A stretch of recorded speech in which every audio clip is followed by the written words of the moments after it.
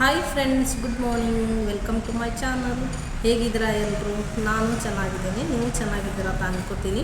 ನಾನು ನಿಮ್ಮ ಮುಂದೆ ಇವತ್ತು ಒಂದು ವಿಶೇಷವಾದ ವಿಡಿಯೋವನ್ನು ಪ್ರಸ್ತುತಪಡಿಸ್ತೀನಿ. ಏನಪ್ಪ ಅಂತಂದರೆ, ಗಣರಾಜ್ಯೋತ್ಸವ ದಿನಾಚರಣೆಯ ಅಂಗವಾಗಿ ಒಂದೆರಡು ಮಾತನಾಡಲು ಭಾಷಣವನ್ನು ಬರೆದಿದ್ದೇನೆ. ಅಂದರೆ ನಿಮ್ಮ ಶಾಲೆಯಲ್ಲಾಗಲಿ ಅಥವಾ ಮನೆಯಲ್ಲಿ ಮಕ್ಕಳಿಗೆ ಅನುಕೂಲ ಆಗಲಿ ಅಂಥೇಳಿ ನಾನು ಒಂದು ಸಣ್ಣದಾದ ಒಂದು ಭಾಷಣವನ್ನು ಬರೆದಿದ್ದೇನೆ. ಹಾಗಾಗಿ ಇವತ್ತು ನಾನು ನಿಮಗೆ ಈ ಭಾಷಣದ ವಿಡಿಯೋವನ್ನು ಹಾಕ್ತೀನಿ. ಎಲ್ಲರಿಗೆ ಅನುಕೂಲ ಆಗಲಿ ಅಂತ ನೋಡೋಣ ಬನ್ನಿ. ಗಣರಾಜ್ಯೋತ್ಸವ ದಿನಾಚರಣೆ. ಎಲ್ಲರಿಗೂ ಬೆಳಗಿನ ಶುಭೋದಯ. ಸನ್ಮಾನ್ಯ ಅಧ್ಯಕ್ಷರೇ, ಮುಖ್ಯ ಅತಿಥಿಗಳೇ, ನನ್ನ ಗುರುಗಳೇ ಹಾಗೂ ಗುರುಮಾತೆಯರೇ ಮತ್ತು ನನ್ನ ನೆಚ್ಚಿನ ಸಹಪಾಠಿಗಳೇ, ಇವತ್ತು ನಾನು ಗಣರಾಜ್ಯೋತ್ಸವದ ದಿನಾಚರಣೆಯ ಬಗ್ಗೆ ಒಂದೆರಡು ಮಾತನಾಡಲು ಇಚ್ಛಿಸಿದ್ದೇನೆ. ತಪ್ಪಿದ್ದಲ್ಲಿ ಕ್ಷಮಿಸಿ. ಗಣರಾಜ್ಯವೆಂದರೆ ಜನಸಮುದಾಯದ ಒಕ್ಕೂಟ ರಾಜ್ಯವೆಂದು ಅರ್ಥ. ಭಾರತದ ಸರ್ವ ಸ್ವಾತಂತ್ರ್ಯವಾದಾಗ ದೇಶದಲ್ಲಿ ಸುಮಾರು 520ಕ್ಕಿಂತಲೂ ಹೆಚ್ಚು ರಾಜ್ಯಗಳಿದ್ದವು. ಅವುಗಳಿಗೆ ಒಬ್ಬೊಬ್ಬ ರಾಜರಿದ್ದರು.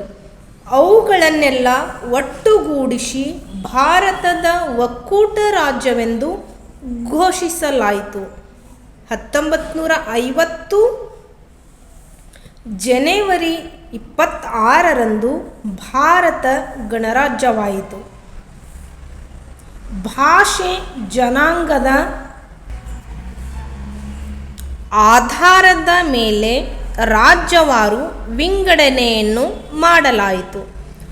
ಪ್ರಜಾಪ್ರಭುತ್ವದ ಅಡಿಯಲ್ಲಿ ಸರ್ಕಾರ ರೂಪಿಸಲಾಯಿತು. ಇಡೀ ಪ್ರಪಂಚದಲ್ಲಿಯೇ ನಮ್ಮದು ದೊಡ್ಡ ಪ್ರಜಾಪ್ರಭುತ್ವ ರಾಷ್ಟ್ರವಾಗಿದೆ. ಭಾರತ ಸ್ವತಂತ್ರಗೊಂಡಾಗ ಬ್ರಿಟಿಷ್ ಕಾಲದ ಸಂವಿಧಾನವೇ ಜಾರಿಯಲ್ಲಿತ್ತು.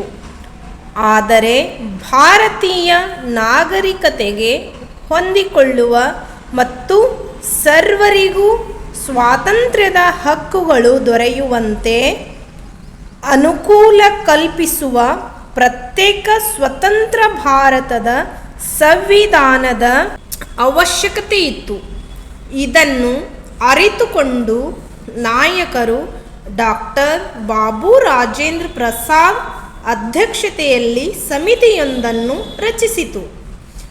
ಸಂವಿಧಾನ ರಚಿಸಲು ಪರಿಷ್ಕರಣ ಮಾಡಲು ಡಾಕ್ಟರ್ ಬಾಬಾ ಸಾಹೇಬ್ ಅಂಬೇಡ್ಕರ್ ಅವರ ನೇತೃತ್ವದಲ್ಲಿ ಸಮಿತಿಯೊಂದನ್ನು ರಚಿಸಲಾಯಿತು. ಅಂಬೇಡ್ಕರರು ದೇಶ ವಿದೇಶ ಸುತ್ತಿ ಆಯಾ ದೇಶಗಳ ಸಂವಿಧಾನಗಳನ್ನು ಅಭ್ಯಾಸ ಮಾಡಿ ಸಂವಿಧಾನ ರಚಿಸಿದರು. ಸಂವಿಧಾನ ಶಿಲ್ಪಿ ಎಂದು ಹೆಸರಾದರು. ಸಂವಿಧಾನದಲ್ಲಿ ಭಾರತೀಯರಿಗೆ ಮೂಲಭೂತ ಹಕ್ಕುಗಳನ್ನು ಕೊಟ್ಟಿದೆ. ಯಾವುದೇ ರಾಜ್ಯದಲ್ಲಿ ಯಾರು ಬೇಕಾದರೂ ಹೋಗಿ ಇರಬಹುದು. ಅಲ್ಲಿಯೂ ಅವನಿಗೆ ಕಾನೂನುಬದ್ಧವಾಗಿ ಹಕ್ಕುಗಳು ದೊರೆಯುತ್ತವೆ. ಉದ್ಯೋಗವು ದೊರೆಯುತ್ತದೆ. ಭಾರತ ಒಂದು ಬೃಹತ್ ಪ್ರಜಾಪ್ರಭುತ್ವ ರಾಷ್ಟ್ರ. ಪ್ರಜೆಗಳಿಗಾಗಿ, ಪ್ರಜೆಗಳಿಗೋಸ್ಕರ ಪ್ರಜೆಗಳೇ ಸರ್ಕಾರ ನಡೆಸುತ್ತಾರೆ. ಜಾತ್ಯತೀತ ರಾಷ್ಟ್ರ ನಮ್ಮದು. ವಿಧೇಯತೆಯಲ್ಲಿ ಏಕತೆಯನ್ನು ಹೊಂದಿರುವ ರಾಷ್ಟ್ರ ನಮ್ಮದು.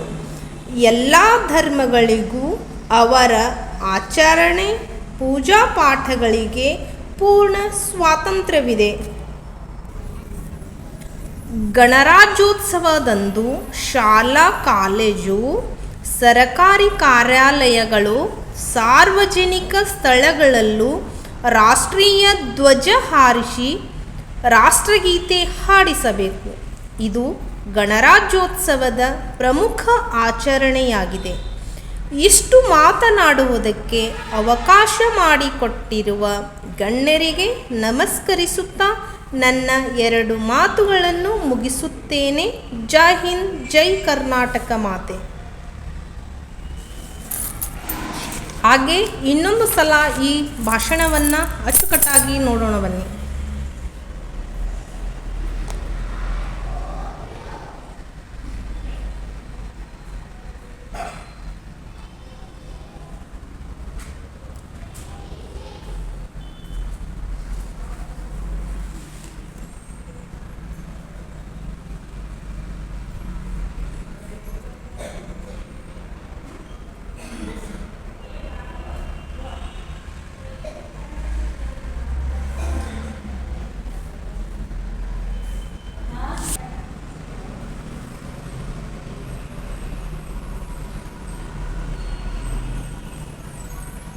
Thank you.